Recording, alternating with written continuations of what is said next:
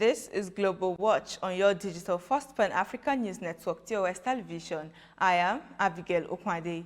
A jury has found Derek Chauvin, a former Minneapolis police officer, guilty on all 3 counts of murder of African-American George Floyd last year. Floyd was killed in a brutal abuse of police force on May 25 by Chauvin. His horrific death led to a nationwide violent protest.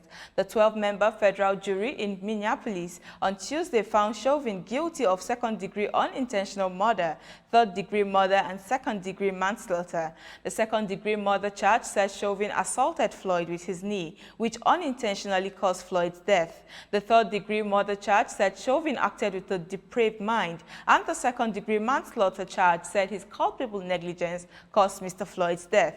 His bail was immediately revoked and he was put in custody. Chauvin could face up to 14 years in prison for second-degree murder, up to 25 years for third-degree murder, and up to 10 years for manslaughter. More developments on Derek Chauvin's murder trial. The President of the United States, Joe Biden, has welcomed the conviction of Derek Chauvin, as he said the guilty verdict were a step forward in the right direction. He said the nation still has to reckon with systematic racism in all walks of life, including policing, as the guilty verdicts are much too rare and not enough. Today's verdict is a step forward. This can be a giant step forward in the march toward justice in America. Let's also be clear that such a verdict is also much too rare. No one should be above the law.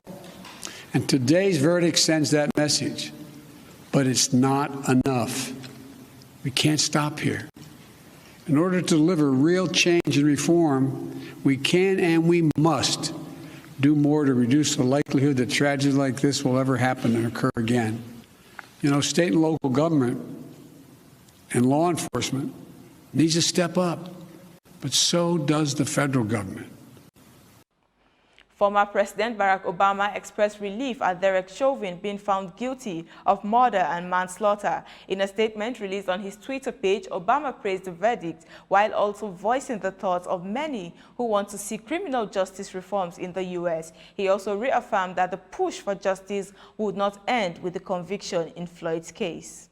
Now to Russia, where the President Vladimir Putin, in his annual State of the Nation address, amid heightened tension with the West over Ukraine, and jailed Putin critic Alexei Navalny, has urged the West not to cross a red line with Russia, saying such a move would trigger an asymmetrical, rapid, and harsh response. Hundreds staged pro-Navalny protests on Wednesday. Police have detained nearly 100 Navalny supporters, rallying in several cities. The anti-corruption campaigner is being treated at a prison hospital in Vladimir. He is on hunger strike and his allies say his life is in danger. Putin said Western forces were constantly trying to pick on Russia. He also accused the West of threatening stability in Russia and its ex-Soviet neighbors, Belarus and Ukraine. He further stated that burning bridges is not the intention, but if somebody interprets Russia's good intentions as weaknesses, their reaction will be asymmetrical, rapid, and harsh. He said the country will decide for itself in each case where the red line is. Still on Russia, hours after the State of the Nation address by Vladimir Putin, Russian police arrested major supporters of jailed opposition leader Alexei Navalny and have begun closing center squares in the country's capital and other cities before protest plans for Wednesday evening in support of the Kremlin critic. Navalny's spokeswoman was arrested outside her apartment this morning, and a lawyer working for Mr. Alexei was dragged from a taxi by uniformed men this morning also. She is currently being held in a police van. Mr. Navalny's regional headquarters have also been raided by the police as they had to seek to disrupt and eventually liquidate his political organization across the country. Pro-Navalny protesters have been called in more than 100 cities, with the largest expected in Moscow and St. Petersburg. Video showed thousands of protesters marching through cities in the Far East and Siberia. On Wednesday, the Syrian Prime Minister, Parliament Speaker, told the state media that President Bashar al-Assad of Syria submitted documents to run for a third term in an election scheduled for May 26th. The ballot was announced by Parliament on Sunday, but Washington and the Syrian opposition have denounced it, saying it is a way to encourage Assad's authoritarian rule. Assad had ruled Syria for 5 decades with the help of the security forces and the army, where his Alawite minorities dominate. 2021 is the 10th anniversary of the bloody crackdown on pro-democracy protesters, which led to a civil war that destroyed Syria. The conflict has sucked in world powers, killed thousands and displaced millions, but is now nearing its end, with Assad supported by Russian and Iranian allies back in control of most of the country. Candidates must have lived in the country for the last 10 years. This stops key opposition figures in exile from standing. You are watching Global Watch. More stories after the break. So stay tuned.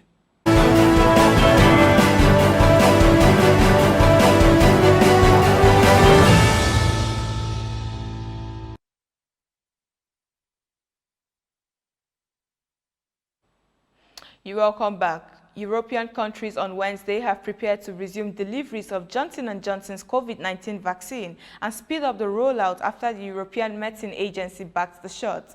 The European Medicine Agency said on Tuesday that it had found a possible link between J&J's vaccine and rare blood clotting issues in adults who received doses in the United States, but it said that benefits the one-dose shot outweighs its risk. EMA's safety committee concluded that a warning about unusual blood clots with low blood platelets should be added to the product information for J&J COVID-19 vaccine. The safety committee also concluded that the event should be listed as very rare side effects of the vaccine. J&J has said it is working closely with regulators and noted that no clear causal relationship has been established between the clotting cases and its shots. The Indonesian military chief Haji Janjanto reported that the Navy is searching for a submarine with 53 people on board. The Navy spokesman said the German-made submarine was carrying out a torpedo drill north of the island of Bali but failed to report back as it was expected to. Mr. Janjanto said that they are still searching in the waters of Bali, 60 miles from Bali, for 53 people. It was confirmed by the military chief that the Navy sought help from Australia and Singapore in search of the submarine and missing crew members. According to him, they lost contact with the vessel at 4:30 a.m. on Wednesday. The submarine was built in Germany in 1978 and underwent a 2-year refit in South Korea that was completed in 2012. In the past, Indonesia operated a fleet of 12 submarines bought by the Soviet Union, but it has now had a fleet of only 5. Indonesia has wanted to improve its defense capabilities, but some of its equipment still in service is old, and there have been ghastly accidents involving, in particular, aging military transport planes over the years. Now to entertainment. Video streaming giant Netflix on Tuesday reported a slowdown in subscriber growth, sending its shares tumbling. Its shares fell 11% in after-hours trading to $489.28, wiping $25 billion of the company's market capitalization. The streaming service added 15.8 million new subscribers last year as COVID-19 forced people around the world to stay home.